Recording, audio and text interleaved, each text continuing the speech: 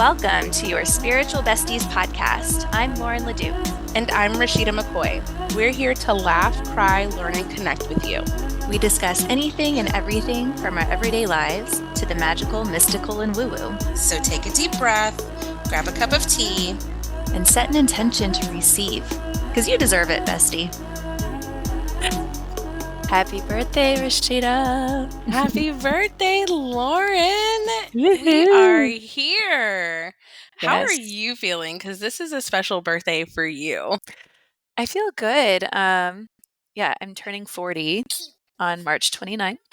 And I don't think it feels like what I thought it would feel like when I was younger, you know? Mm-hmm. I remember, especially growing up in the Midwest, I think I was probably in middle school or high school when, everyone's parents were turning 40, because they all had us young. So it just seemed, ancient, dorky, just not cool.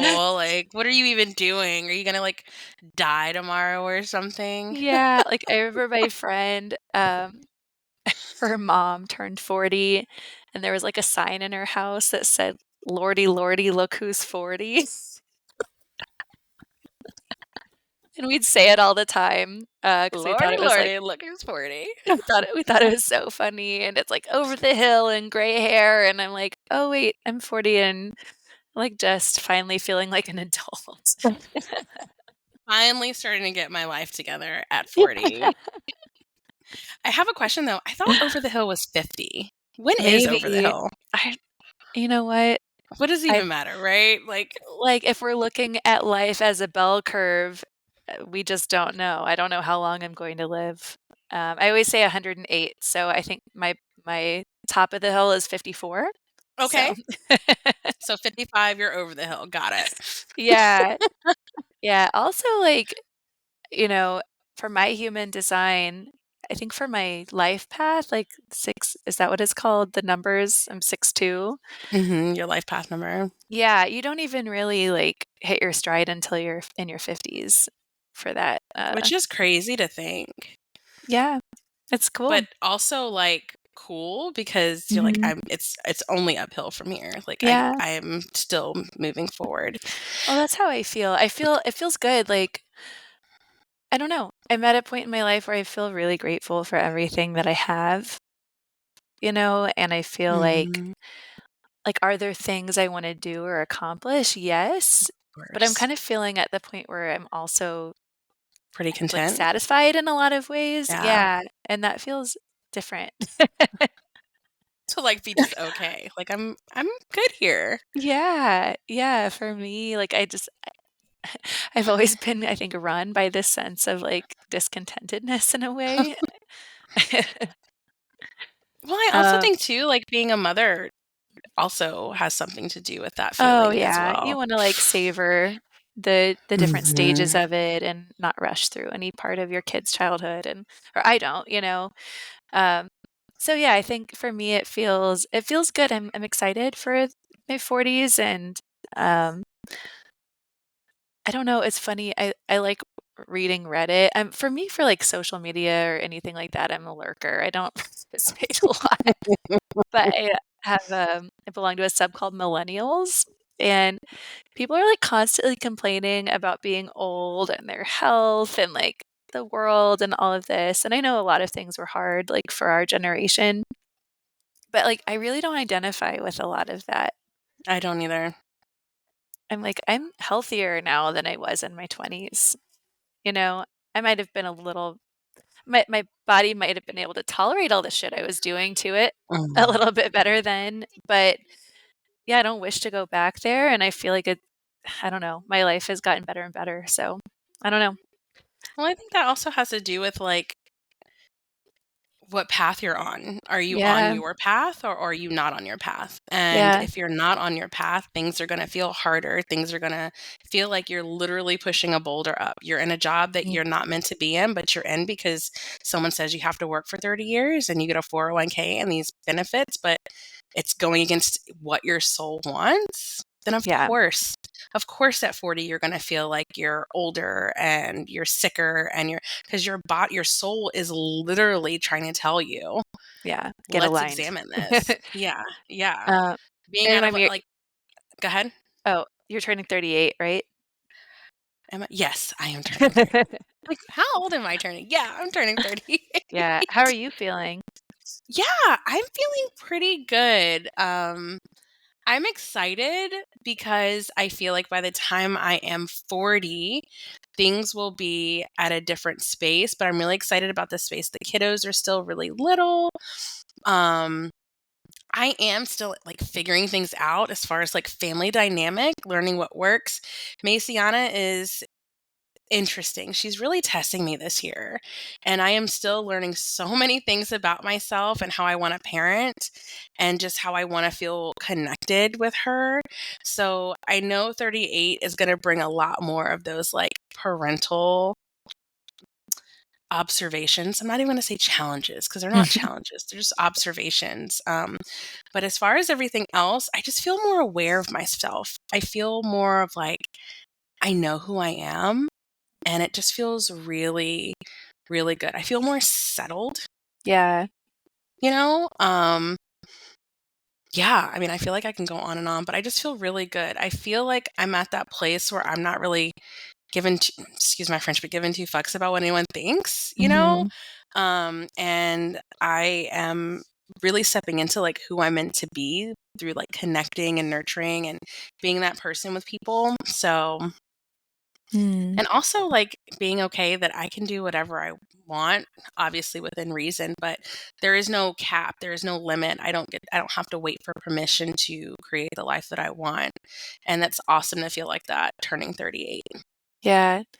I wonder, like, I wonder if part of the cringe when you're a teenager looking at people in in their midlife or around this age is that thing, that like essence of not caring, because I know Mhm. for me when I was a teenager and it seemed like everybody around me in school, like you care so much, like you live or die by other people's opinions. Like popularity matters, like what other people think matters so much. And like kind of seeing somebody Everything not matters. care probably like is A little bit jarring. turned off. Yeah. Or let's look at the flip side of that, seeing someone that still cares too much and you're just like, Yeah. it's like probably a little overboard at that because they've Yeah. been doing it their whole lives, you know? For real. So yeah, I thought it I would be kind of fun. So go ahead. No, no, no, no, no. Go. Go, go, Okay. go. Yeah, I thought it would be kind of fun for our birthdays to give some advice to our younger selves. So, Yeah. besties, if you're a younger millennial or a Gen Z, maybe this is for you, or it really can be for anybody. If you're more like our age or older, you might think about like what you might say to your younger selves. So I was thinking about me like when I was turning 20, so half of my life ago. And at this point in my life, okay, I'd just dropped out of college for the first time. I was going to UMKC, which is a university in Kansas City, for dance, and I dropped out. Um, I started just like working full time at a job I didn't like. And I think I had just met a boyfriend and we were like planning our move to Chicago in the fall. Definitely still was dealing with anxiety and depression, eating disorder, and really just, uh, I think, starting to feel a little more free to discover who I was at this point and like needing the space from home to do so. But definitely like, yeah, a whole different person it feels like at times. So that's like who I'm talking to. Rashida, where were you at that age? Yeah, as you were talking, I was like, "Oh, where was I at 2020?" I also had dropped out of my first college. I went to Hampton University, And Lauren, I think I shared this with you before. I grew up in a predominantly white area, predominantly white neighborhood, even after we moved from this small town. And going to an HBCU was life changing for me. Being around people who I identified with, who looked like me, who was about learning, who it wasn't like this weird thing to like want to do well in school. Like it just rocked my world. However, I was on the path to be a nurse and I did not want to do that. Like it just was not my thing. So I moved to Charlotte, North Carolina. I was serving tables. And I was also like temping. And I was just like living life at this point. I was going to bars because I was with people who were of age and I was just blowing money at this point. Oh, I me too. was living my best little 20-year-old life. I Mm. felt like I was the shit. I was on top of the world. Um, but I was not complete. Like if I'm being really honest, I didn't feel complete. I didn't feel like the person that I was portraying myself to be. Um I wouldn't necessarily call it depression, but there was just something that seemed a little off at this age. And I didn't really want to think about it. So I started getting into things that allowed me to not think about it. So Mm. that's where I was at that age. Yeah, I can identify with a lot of that. Um, yeah, I think with the things that I'm gonna say, all like I'm talking to you, little you too, not just little me, and probably a lot of universal experience for young adults around that age. So I wrote down like 5 things. We'll see what we can get to, and I'd love to know what yours are too. But Yeah. I'll start with my first point, and it's this: there is no timeline to follow. There is no timeline to follow. I thought there was. I thought there was my whole childhood. I thought there was my whole teenage years. I thought there was as I was like fumbling my way through my 20s and not following this timeline whatsoever.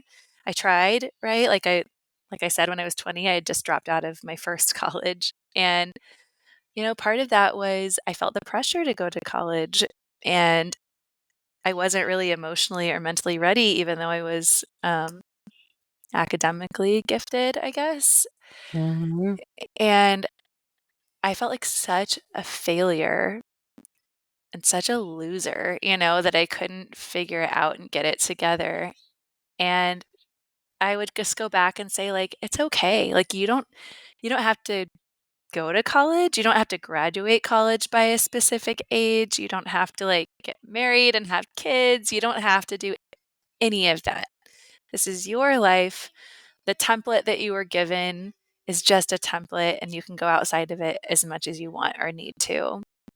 And not only that, but to look at examples of other people who are living outside of the norm because they're everywhere. There are so many people who don't follow that specific path. I just didn't really know of them at that point. So that's number 1 for me.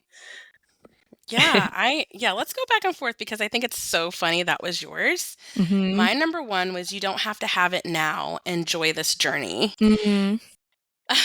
Which I kind of feel like is almost the same. But for me, when I was really thinking about this, I was thinking about the fact that my parents and my grandparents, they wanted me to, go to college and get this amazing job so that I could, have this life. And if I just stuck to it, I'd have everything I needed like right now. And I could, at 22, 23, be on this path to success and, have the things that I want, have the cars that I want, have all these things. And at 37, almost 38 now, I look back, I wasn't ready for that. I wasn't ready to commit. And I don't have to have those things right now. I don't have to do it right now. Now, yes, is all we have. But at the same time, now is all you have. And if you're doing things that you're not finding enjoyment, then what's the point? You're Mm. living someone else's life. So that's what I thought about, and really like telling myself to enjoy this journey because when I think back on all the ups and downs of where I have been, where I have going, and like leading me to this very point, sitting here talking to you, like there's been so much joy in that, but there's been a lot of heartache because I would always think about what I didn't have right that moment. Life feels so short when you're that age. Like, it feels Mhm. long because it's all relative, but there isn't, and our brains aren't even developed for it quite yet, but there isn't that sense of, like, longevity and planning and delaying gratification. Um, it's like, "Oh, I need to have it all right now." Yes. Um, it's hard to explain now being older because it really does change. 'Cause, like, man, you're an adult most of your life, right? And You are. if you are lucky to live a long time, like, it is a long, long life. Like, it feels long. Like, I have been an adult longer than I was a kid, you know? And, yeah, you have a lot of time to figure things out and a lot of future to plan for. So, I'll Mhm. speak to that, I think, in some of my other points, but yeah, I love that. You don't have to have it all right now. You have a lot of time to figure it out and to figure out if that's even what you want. Like you said, that might be Exactly. other people's idea of success is the car, is this and that. Um, so yeah, I love that. How many did you do? I did 5. Yeah, I got 5. I Oh, you said did? let's go Okay. yeah, let's go through, like, what we can get through. Okay. So my next one is uh no one else can decide your worth or validate you. So Mm.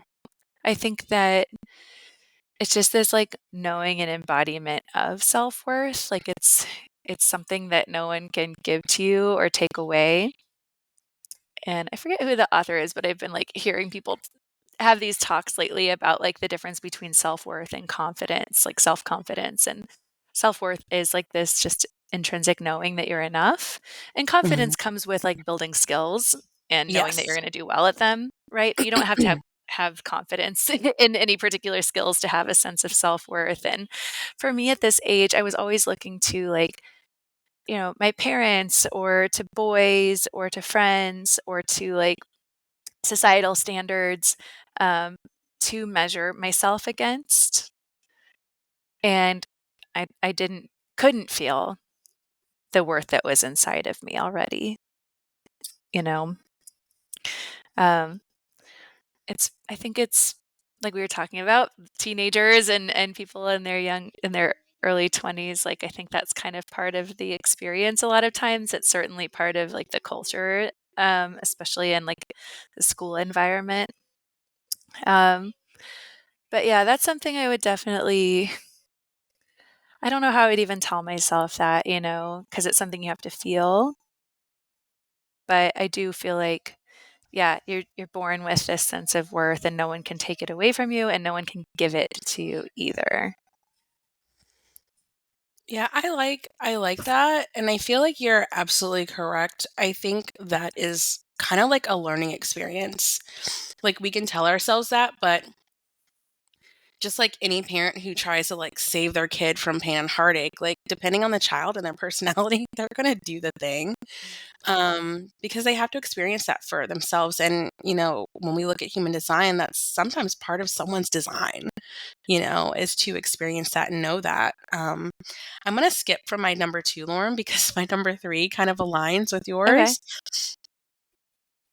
Um, I would have said to my 20-year-old self, "You get to be your biggest fan and cheerleader." Mm, And for me, that pretty much means, like, you don't ha yes, it's nice to, like, get that external validation and wanting other people to be, like, your fan or, like, cheer you on in what you're doing. But Rashida, you don't necessarily need someone. You get to be that for yourself. yeah. And being that for yourself, you can't let yourself down. I think that plays really well into your self worth talk because we do have to have a little of that self worth and that knowing to be Mm, our biggest fan and cheerleader. So when I think about where I was at 20, I still wanted approval. I still wanted like my ideas to matter to my parents and for them to accept like what I was or was not doing with my life and for it to be okay. And granted, my mom never shamed me. She would just say things when I would come home like, "Oh, Rashida, my dear, you just still don't know what you want to do with your life, do you?" And it wasn't harsh, but at the same time at that age, it's like, why do you make me feel so bad? Like, no, I'm confused. And I just feel like I was given that space. I don't come from like any type of high pressure family where you have to go to college. It was expected, but um, I would say along with this, you get to be your biggest fan and cheerleader, but still take that space too to, follow what it is that's lighting you up as well. Mm. Yeah, I think those are really aligned. I'm going to skip around too, because I think that my number 5 is like kind of one of the paths for me for that I've personally found.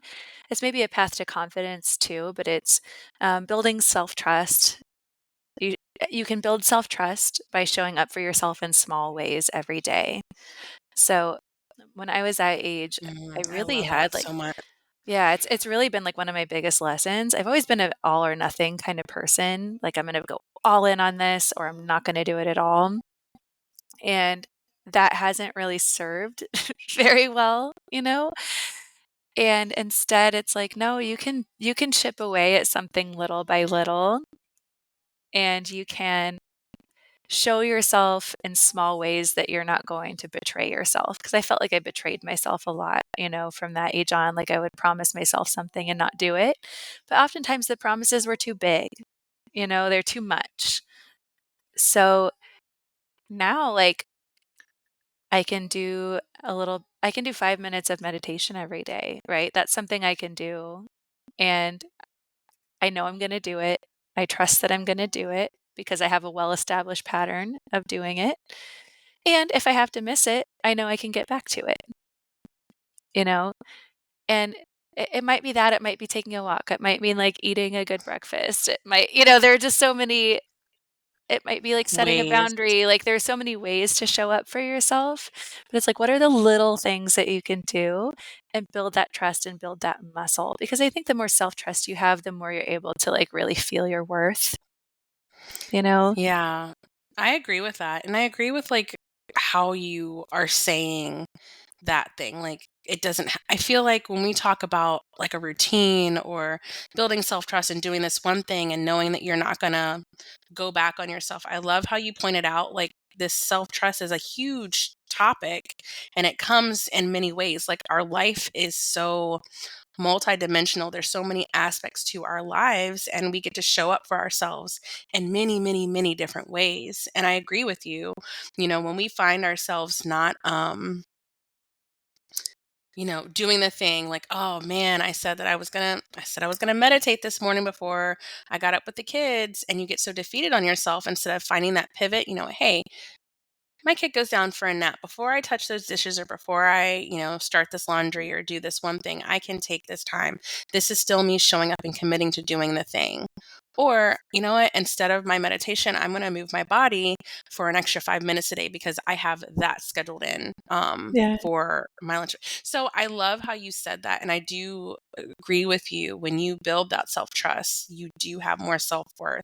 And that's really what like this stage is all about, as we're Mhm. going through and figuring this out is like now at 18, 18, we're sometimes just like kicked from the nest and we relied heavily on our parents to kind of help co-regulate us if we, depending on, the relationship we had, if we had that. And then if we didn't, we had been figuring it out through this growing stage of coming to this fruition of 18. Now it's up to us to like really figure this part out. And I love how you said like finding those small ways throughout our lives to like show up for us and build that self-trust. That's Yeah. amazing. Yeah, and I know I'm saying like meditate or this and that now. Those are just things like I'm pulling from my own life, but it's like it could be I'm gonna make my bed every morning, Mm. and That would not have been me. right? It seems small, right? But like Yes. if you and if you pick something up kind of hard like that, what if you do that every morning? What else are you able to do? No, I You totally know? agree. And at 37, almost 38, I'm just gonna say 38. Let's just go with that. Maybe by the time this episode comes out, I will be 38. Um, But I see the value in that. And it's Mm, also like a mindset thing. That's why things have to shift. Like in my 20s, I'm like, why am I going to make up my bed when I'm just going to get back in it? Like right. the aesthetic was not appealing to me. That feeling of like togetherness was not appealing to me. Mhm. Now at 38, I'm like, I walk in the room and the bed's not made on Daniel's side. Like, why didn't he do that? Or me, like if I got sidetracked with the kids, like, oh, why didn't I make the bed this morning? I was the last one out. So it just feels weird, right? Mm. And so I really get that. And that's why between now and then, like our things are going to change. Like things are going to change in how we build that Yeah, self-trust. for sure. Um, okay, I'm going to go back to my number 2. I would tell myself, and it kind of like goes into maybe what we talked about before, but everything that lights you up is for a reason.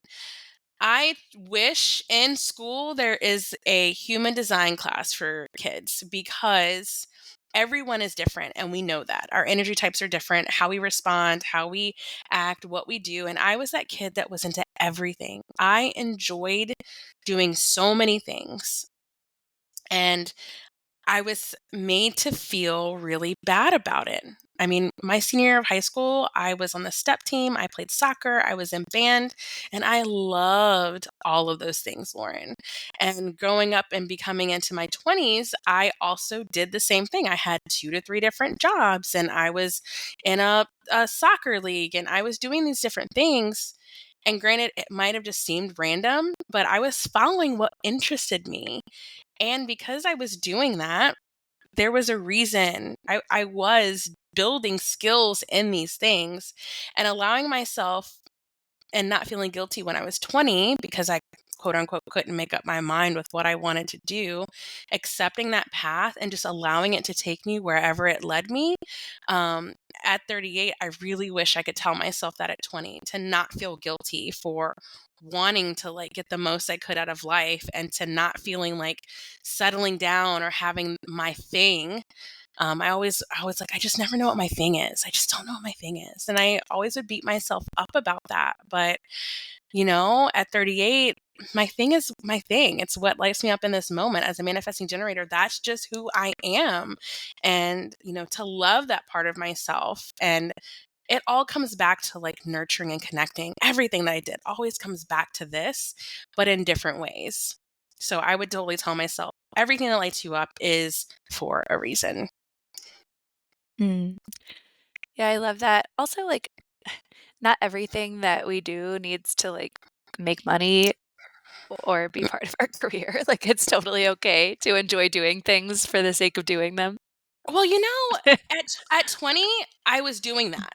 Yeah. Now, being older, I wouldn't say 38 now because I'm a lot better, but if I were to say like when I hit my 30s, I felt like everything I needed to do was to be my career. Like that's just where the world works right now.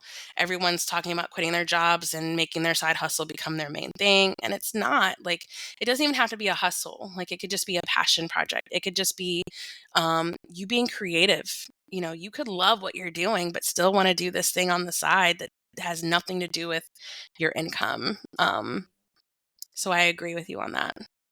Uh, I think that's just part of our generation too, is like, we've grown up through several financial catastrophes and many of us have debt and, it's just a different day and age. Inflation's so high that, yeah, it almost feels like wasteful to be spending time on anything that isn't gaining income. But it eats at our souls, I think, to think of everything that way. So, yeah, anytime Mhm. we can like really claim some time for ourselves is valuable and has an ROI that's just not financial, or it might be financial in some way or another at some point down the line.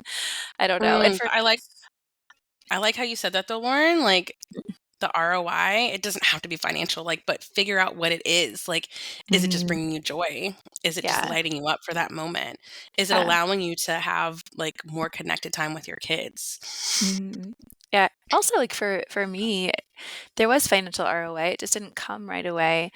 When I would always just look at like the failed educational attempts I had and like the different jobs, and to me like it was like looking at a bunch of puzzle pieces that I didn't know how to put together. But once I did kind of figure out my thing, I realized that everything had a purpose. It was all preparing me really for like entrepreneurship because there are a lot of like you can't learn that in school. There are a lot of different skills from a lot of different areas that need to be put together for it. So, you know, maybe there is an ROI. I think there's so much to be said about following your joy, and I don't think it even matters what your, like, human design type is, like, do things because they're joyful, like, Yes, just do it. for Um, sure. it's I don't think that's bad advice for anybody. Um, my next one is get financially smart. And, 'cause that is not something that I had at all, and, it was different times, like, most of us had to just rely on our parents or what we learned in school. We couldn't just, like, hop on YouTube and learn about the stock market or about high yield savings accounts or, whatever it might be. Like, now, like, Gemma has money. Like, she doesn't know she does, but she has money, and, like, as she becomes older and gains a little more control over it, we're going to have systems set up for her. So some gets invested Yes. and some get saved, some gets donated. She's going to grow up with that just part of her consciousness, and obviously she's her own person, so she'll make her own choices around it eventually. But I just had no idea about any of it and made really bad financial decisions based on um, some negative influence, I think, in my life, and just naivety and just not knowing any better. And I wish I didn't feel strong or empowered, or like, even though I had a lot of academic success, I didn't feel smart enough in a way to like Mm, really harness finances. And I wish I could say like, hey, that $50 you made babysitting, or that like $100 a week you're making at this little part-time job, like that can grow into something. And like, you're under someone else's roof right now. Don't go to the mall and blow that whole paycheck. Like, let's figure out, like, spend some of it. Yeah, have fun. But like, how do we save too? Um, mhm. yeah, I just wish I would have started a lot younger with that, because it's been one of my biggest roadblocks in life, and like spiritual roadblocks too, which I've talked about on the pod before, of just feeling so frozen when it came to money and finances. And it's left me with a tremendous amount of student debt and with low self-worth at times. So Mhm. yeah, I wish I could have started my adult years just feeling more empowered in that way. I think you're right when you first, thank you for sharing because that's a very Mhm. vulnerable topic. We talked about this before, Yeah. and I think it's something that should be talked about. And I like when you brought up, our parents probably did the best they could, but in their day and age, they didn't have all the resources that we have. I mean, hell, coming out at 18, we didn't have all these resources now that we have. And the market was different and the Yeah. work environment was different. Things were just so different. So I I don't necessarily think we could have had all the advantages at 20 just yet, but you're right. Being a bit smarter and more empowered. I'm going to share a story real quick, just because it's around finances. I was talking to this guy, slash dating this guy, slash doing things with this guy. So I felt deeply, deeply connected to this man, and he was a little bit older than me, and he would talk to me about these things, finances, and what am I doing with my money. And so I felt very open. He never asked me for anything. He always gave. And one day, like, I had a direct deposit that came to my account, and I'm like, "Oh my goodness," like, I just randomly had $1,000. It probably wasn't random. I probably had, like, it was a tax return or something, I don't know.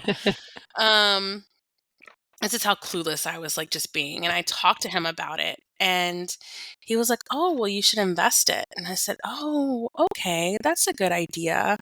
And he said, "You know what? Let me invest it for you." And I did not feel empowered enough to be like, "You know what?" Or knowledgeable enough. I didn't feel like I knew enough to do that. So I literally just gave this man $1,000. Do you think it grew? It probably got spent because I've never seen it back. We didn't stay together. And even to this day at 38, I was 20 something. Even to this day at 38, I'm just like, why the fuck would I give someone $1,000? What I wouldn't give for $1,000 right now? But that was low self worth, low self esteem, not believing in myself, not feeling like I had enough information or the know-how or even the drive to like go and talk to somebody. $1,000? I think I was like 22 maybe. And I'm like, I just hated it. I just hated it. And when I think about that, I'm like, I did a lot. It might not have been monetarily, but I did a lot of that in my life. Just handing myself away in Yeah. different areas, to jobs or to family or just whatever, not having those boundaries.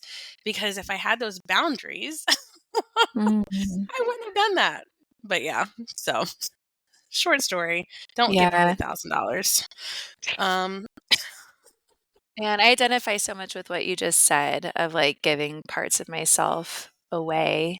Um, yeah, and it's different, right? Being this age, we're saying, like, we feel more solid, and that's, like, the opposite of that, right? It's, like, really knowing what your boundaries are and knowing your worth, and not like, "Oh, I'm gonna make this much money," but just knowing that you have intrinsic worth, and building confidence too through different skills and things like that, like, yeah, it's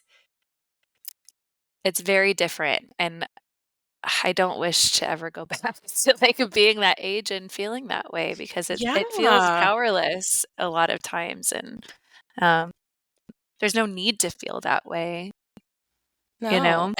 And for me, it's not like my mom didn't try. She tried to get us to save and,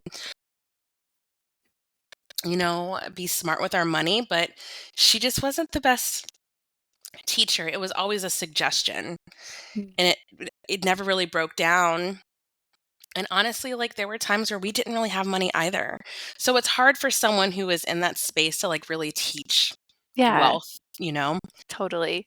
I don't blame my parents whatsoever, it's just, like, if I could go back in time with a time machine, I'd be like, "Do this." Save Invest that in money. Apple and Amazon. Um I mean, Lauren, I was working since I was 12. Yeah, same. I had my first job at 12 in Japan Mhm. working on Air Force Base under the table. I was getting Mhm. cash, but I was a babysitter. When I Mhm. went back at 13, I was an assistant to the assistant and I was making money every single week. I came back and I was working at, I'm dating myself, at Hex. Do you remember Hex? Which is now No. Macy's. Ugh. It might have been different where you're part of Mhm. the world, but yeah, and then just so on and so on. I've always worked. I mean, our society does a really good job at telling us to work. That's your worth. That's, how you're, making a difference in the society. And that's just simply not true. If I would have like put the money that I made then in something, I would not be working as hard Right. now, you know? I know, if only. If only. Well, our kids are going to be better for it for Yeah, sure. Uh, absolutely. I'll go to my fourth one. Okay. Okay. So I have two more and I'm trying to figure out which one. Yeah, I'll go to my number 4. It's okay to be vulnerable with the right people. Ugh. So for me, I have always been a pretty open person, but because I never really took the time to feel people out, I was always giving my energy away. Does that make sense? And not necessarily like vulnerability, I guess, but be a little bit more protective with who you're giving your energy to is really what that should read. And I wasn't. And I think that also when we are open to people and or establishments, like even thinking about like a job, I've been in jobs where I just did not. Ugh, it just didn't feel good.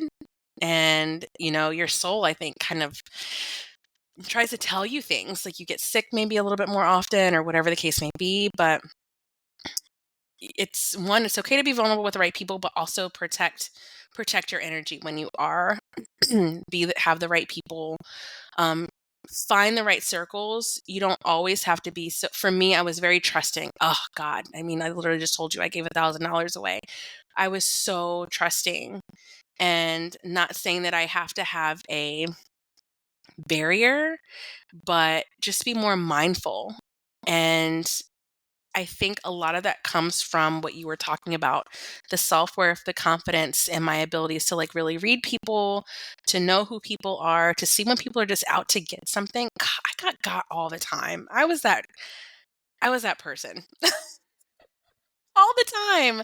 I mean, there were some really amazing people in my life. Obviously, I have like some really lifelong friends, but just when I think about like what I allowed to happen with myself, um, so as I got older, I came a little bit more guarded, and it's only now that I'm just like, I don't have to be guarded. I just have to have the right people in my circle, and I think really feeling into people's energy has helped me with that. And I know people are like, what do you mean, feeling into people's energy? But it's a thing. Like Lauren, when you and I met for the first time, I think we were like, if we don't vibe, like I don't think this is gonna work. You know what I mean? But it worked and we felt really good together. So, Yeah, I love that. It reminds me of some advice I got a long time ago from like a teacher. And she was like, you really need to surround yourself with people who see the best in you, like see the best in you and want the best for you, you know? mhm. And those are the people who deserve to get all of you. You know what I mean? Yes, and that takes a little time too. Yeah. It Yeah. does. It I does. think I think and this wasn't part of like my 5 things, but I think this Mm, goes into this. I think I was afraid to just be alone a mm, lot, and so I just accepted. Does that make sense? yeah, I get that. That's kind of one of the things I was getting at when I said no one can decide your worth or validate you. That fear of being alone is part of that, of like, oh, I need somebody to come in and like tell me they love me or tell me that they want to be with me or this or that, and that will mean that I'm enough, you know? Yes, yes. And yeah, I often didn't feel safe being vulnerable with a lot of people. Like I'd be vulnerable with friends I felt safe with and comfortable with, but I don't know. I didn't think that I was enough for so long that I felt like I needed to present in a different way than probably what was truest to me. Mm. So, I think for me, that was the uh, opposite, Lauren. And really? my like, growing up, I was Mhm. told, like, "You need to act the part, look the part, be the part because you're a Black Mm, female and no one gives a shit." right. You need to fit in. You need to fit in and you need to be about something. Mm. For me, I was kind of like criticized for being wholesome and a good girl and like look I know I like look that way too. First, I don't know what it is about me, but people just like think I look wholesome. Like, I don't know. I look like the type of person who could be taken advantage of really easily. I Mhm. don't know why, especially when I was younger, I guess. Like, I'd have people tell me stuff like that. Really? Yeah, so it made me wanna, like, smoke cigarettes and get Just tattoos to and, like, kinda get like piercings and put colors in my hair just to kind of, like, create kind of a "don't F yeah, with I see me" that. boundary, you know? But it also wasn't fully who I You. am. Like, I look wholesome, and I am wholesome, and that's fine, but that still doesn't mean you can fuck with me, you know? It's Exactly. I mean, I like you, yeah. I would never be like, "You look like a bitch," but I don't think you look like somebody could take it but that's probably just because I really know you. I Yeah, don't I'm also know. older now and, I've learned a lot of lessons, but, yeah, I feel like I don't know why I just put off that vibe, and, I would like to, like, surprise people with subversiveness in a way of, like, "No, I smoke weed and do this and that," like, "I'm not who you think I am." Now Well, it's I don't also really it was a care, negative I don't yeah, right? We don't care at this point anymore.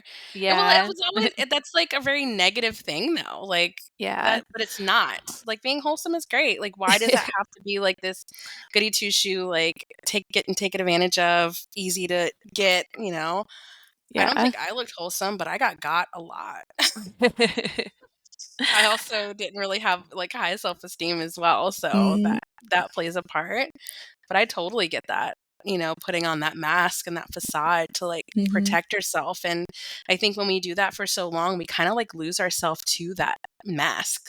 Like it becomes who Yeah. we think we really are. And breaking that down, taking it off is just like peeling, tape off of our face Yeah. almost. It's painful. Yeah. It hurts. You're scared. You're vulnerable. You're a bit raw. But taking now at this age, like, fuck the mask. We don't fucking care Yeah. at this point anymore. No.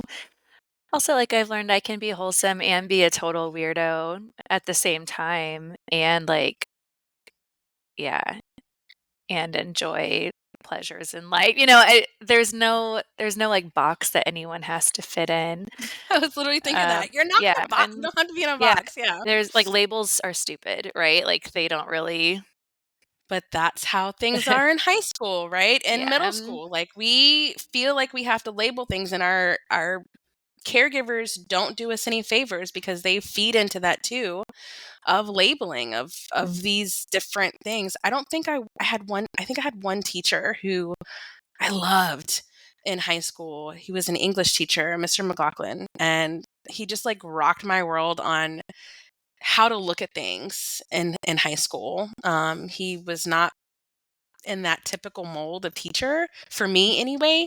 And so I also think, like, when we step into our spaces and we get to this point in our life where, I'm not going to say we're going to always have it figured out, because that's a lie. If anyone tells you they all have it all figured out, then what the fuck is the point of living? You don't always have it figured out, but that's the beauty of life. But when you get to this place where you have that a bit of confidence, you have that self-worth, you have that respect for yourself, like, pass that on. Speak yeah, life and wisdom into those younger in the community, because I think it's so important. And it just takes one person, I feel like, to really like change this narrative that society wants to keep us on.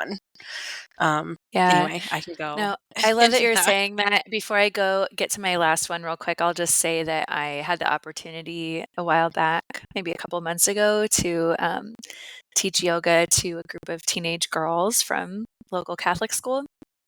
It was like part of their winter break. It was like an elective that some of them chose to do. And I like really sat down and thought about what I wanted to teach, and I was like, I don't want to like sit there and just give a talk, but I want to like take a minute before we get into the class just to like share with them why I felt really honored, to have them in front of me and where I was when I was their age. So I like shared with them about my eating disorder and how I felt at that age. And I was just like, you know what? There's no if there's so much pressure at this point in your life, and just know that a lot of it doesn't actually matter. I didn't say it exactly like that, but it was something I really deeply wanted to share.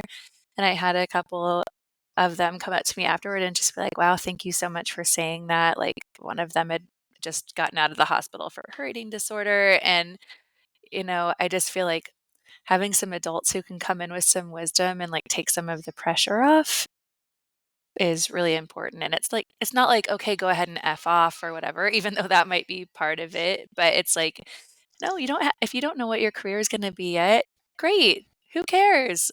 Like, Mhm. your job right now is to figure out who you are, not really what you do. Yeah. And like, I feel like some people forget that even if these young adults, young teenagers, young children are not yours per se, like, you Mhm. still have a duty and obligation as part of being in the society to speak life into them. And I think it's really awesome. I took I shared with you this already, but real quick, we did an inner child healing session this past Sunday, and she talked about the four different needs that children need from 0 to 18. And what you did, Lauren, speaks to that attention aspect, I want to say, and the approval aspect.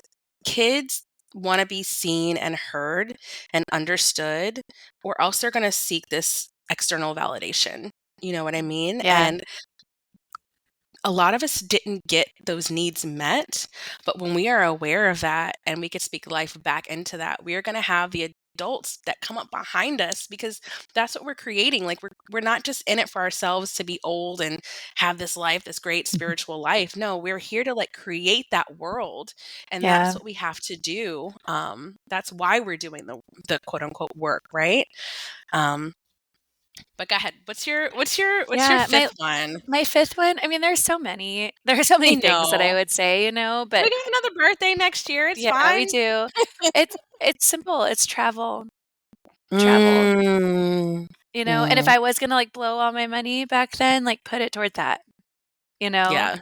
To me, that's had besides, like, the time that I've devoted into my mind, body, and spirit, like, travel is what I've got the biggest ROI on in my life, return on investment. Like, travel with curiosity and just see the world. To me, that has like totally changed my life in so many beautiful ways. And it's taught me lessons that I wouldn't have learned otherwise. And it's just such a beautiful thing to like see the world and see how other people are living. It's going to open the mind up. It's going to toughen you up in a way and like make you a more resilient person. Um, and I think also a more compassionate person. I think it's easy. It's easy. Like I see it a lot because I live in the Midwest in the US. There are people who never go anywhere. Um, and I understand there are people who can't, but like there are people who can and they don't. And it really can close people's minds. And they forget that what they see and feel and Mm, know isn't all there is. Um, and the beautiful thing about travel is you see the diversity of the world. You see how different it is everywhere. But I think the same conclusion everyone always comes back to is like, we're all the same. Also, is real connective like that. We're yeah. all the same. We care about the same things when it really comes down to it. Um, Yeah. The adornment is just different. yeah, for sure. I really love that. I feel really blessed that I grew up traveling. My grandmother on my mom's side, she was very adamant about traveling. There is just something about it that she wanted to make sure her grandchildren knew. So she would be the one that would take us on trips. I mean, I went on a lot when I was younger, but my 16th birthday, she asked me, "What do you want to do for your 16th birthday?" And I think I was learning about French history at the time. I'm like, "I want to go to the Palace of Versailles." And we went to France, and um even in my 20s, I would either travel by myself or I would have a travel buddy. Shout out to my friend Ryan, who was my travel buddy. And we did cruises together. We did different places together. But it takes you outside of your comfort zone for one, especially if you're traveling in a different country and they speak a different language because not everyone speaks English. And that in itself is a challenge and a barrier.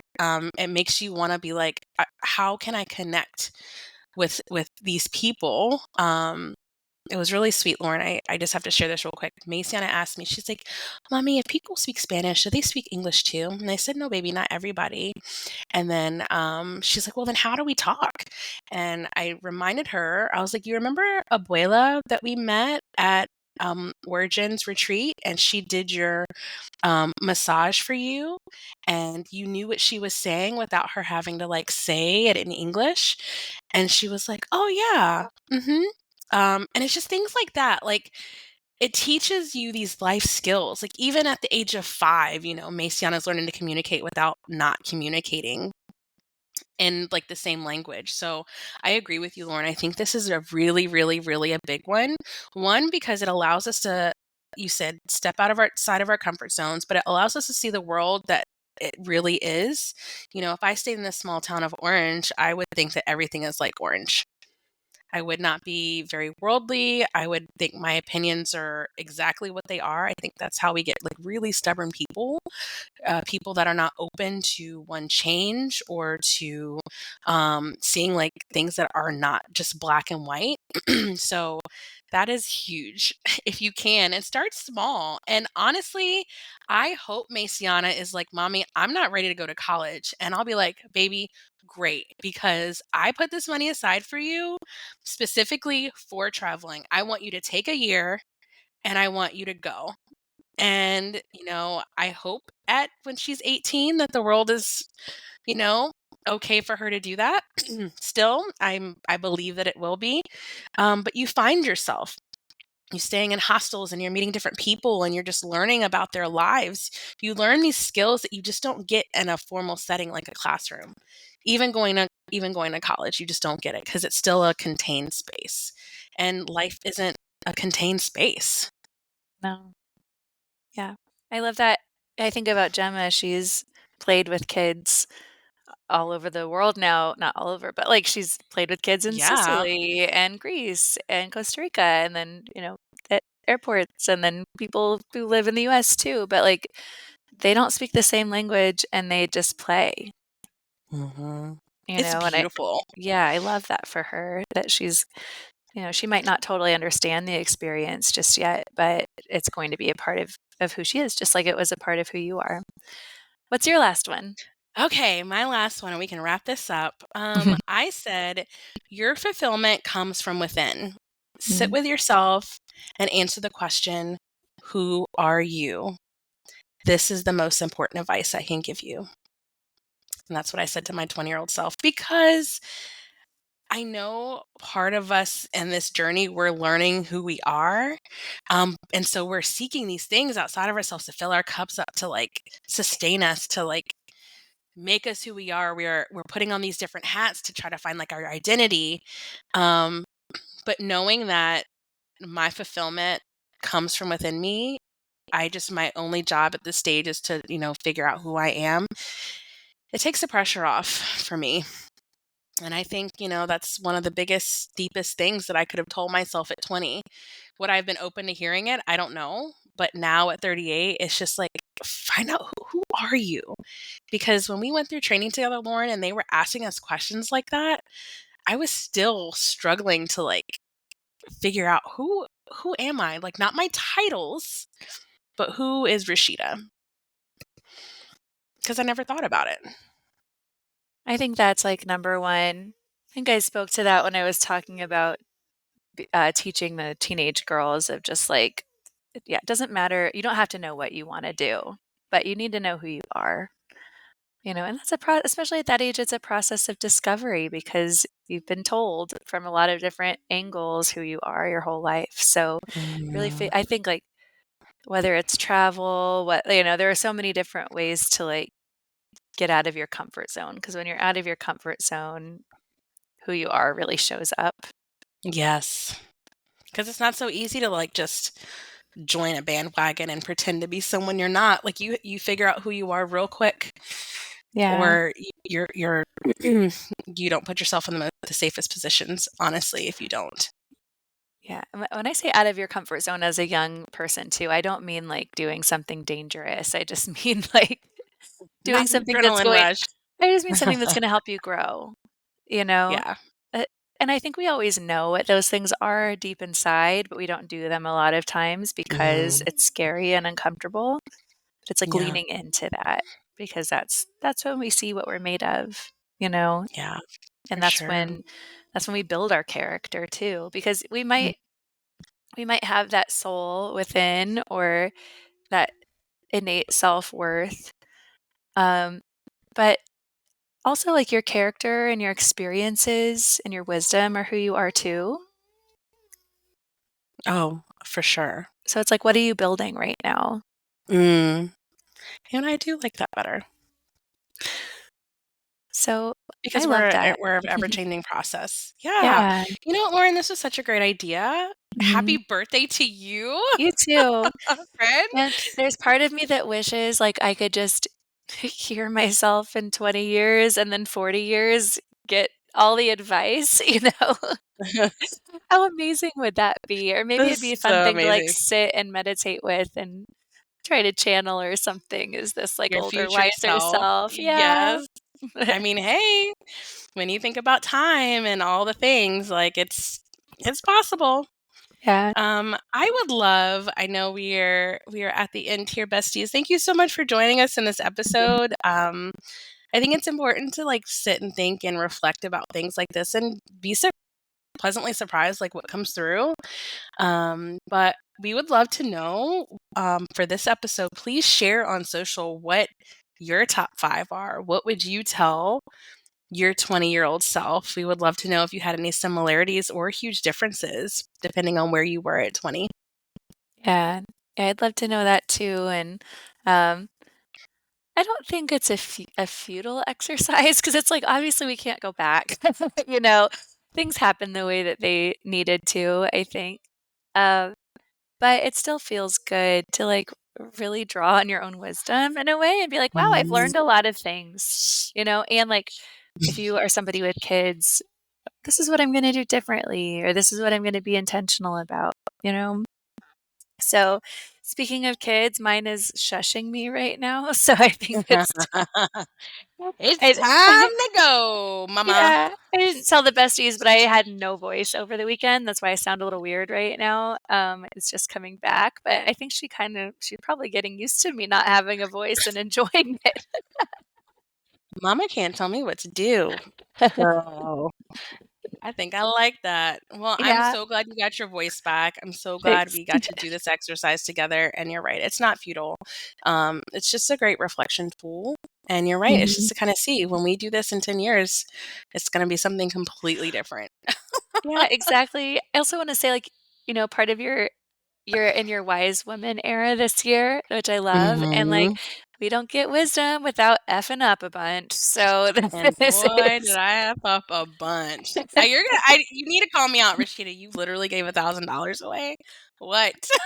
oh my god, I've done so many stupid things that, like, it's fine. It only makes us if we learn the lesson from it, it makes us Yeah, wiser, right? exactly. So Back to, everything happens for a reason. So, all right, absolutely. besties, thank you so much for being here. We love you. Share with us your top 5 things you would say to your 20-year-old self on Instagram. I will be there to comment. Lauren is taking a little Insta break this month for her birthday and creating space for herself, which is amazing. Let us know, and we will chat with you soon. Peace out. Thank you so much for joining us for this incredible episode. If you loved it, don't forget to subscribe, leave a review, and tell all your besties about us. You can also connect with us on Instagram at Your Spiritual Besties Podcast, and be sure to say hello and share your thoughts about the episode. Love you, bestie. Talk soon.